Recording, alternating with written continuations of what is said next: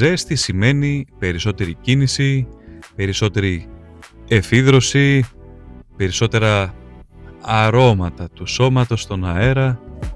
Και τα κουνούπια αυτό ψάχνουν. Oh my God. Τι τα καθοδηγεί? Η επιστήμη λέει 3 πράγματα.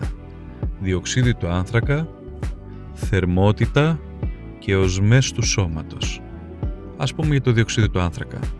Όταν αναπνέεις, αφήνεις ένα ίχνος. Το κουνούπι το μυρίζει και το εντοπίζει.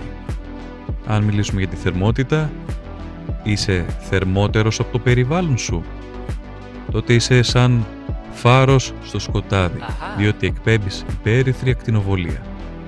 Και αν μιλήσουμε για τις οσμές του δέρματος, γαλακτικό οξύ, αμμονία, λιπαρά οξέα, ο υδρότας τα απελευθερώνει, η ζέστη τα ενισχύει.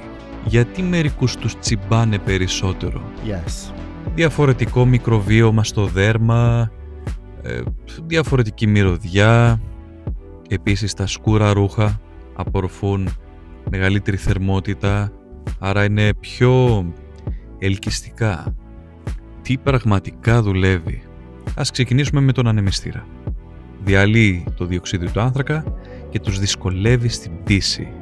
Επίσης έξω στην αγορά υπάρχουν εγκεκριμένα αποθετικά που έχουν τα αρχικά EPA.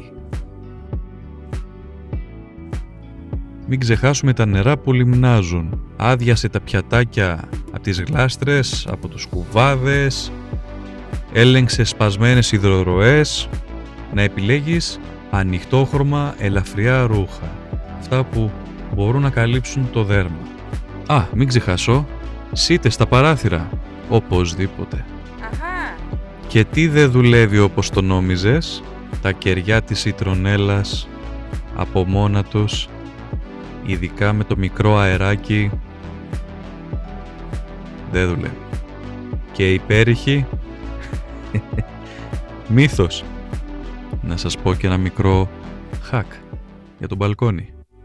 Βάλε ανεμιστήρα χαμηλά. Ρύθμισε να φυσά στα πόδια. Θα εκπλαγείς. Τώρα ξέρεις. Now you know.